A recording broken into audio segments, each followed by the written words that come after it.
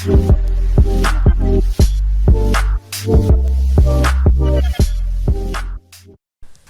guys, the Airsoft Tech here, and welcome back. Today we're going to be doing a really fast round of Airsoft Tech Talk Q&A. Jonathan Newby asks, thoughts on FPS caps versus joule caps? Why do fields primarily test FPS and not joules? Last, what would be an effective test for joules?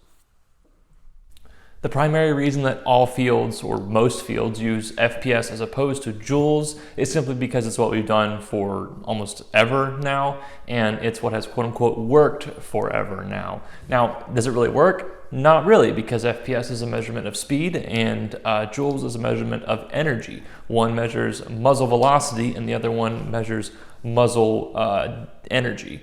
And so the real problem this creates is when you have a lot of people in a close quarters airsoft field running HPAs or DSGs that chrono, at the limit with a 0.2 gram BB, but then when you pop in a 0.25 or 0.28 or even a 0.23 BB, they don't really lose as much FPS as you would think they would, and they really gain a lot of joule output because it's just a lot more powerful with a heavier BB and a shorter barrel and an over volume setup. That's pretty much joule creep in a nutshell. There's a couple things about hop up in there too, but we won't really talk about that right now.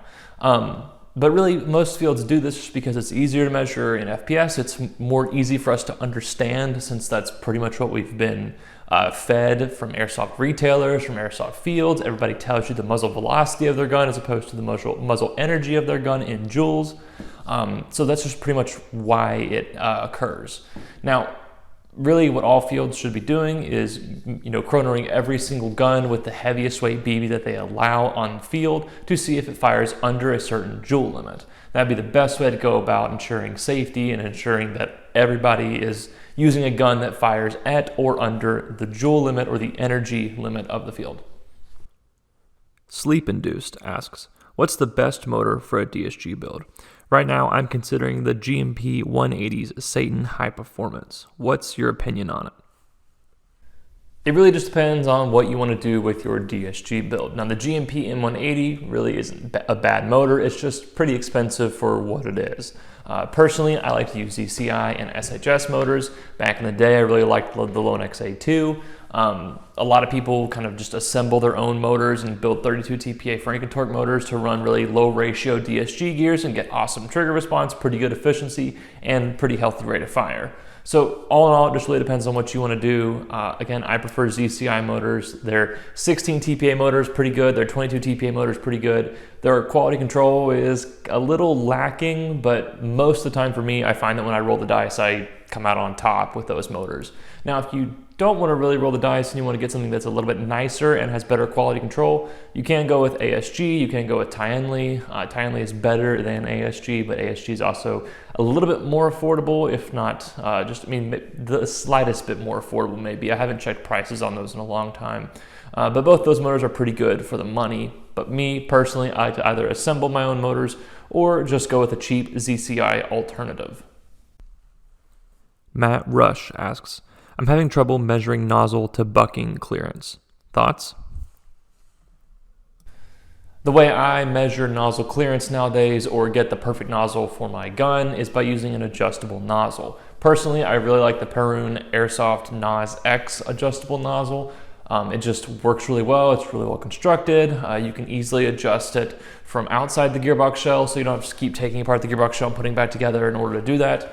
You find the perfect length that you need, and then you measure it with some calipers, and then you cut down or buy an appropriately length air nozzle that matches your measured out one.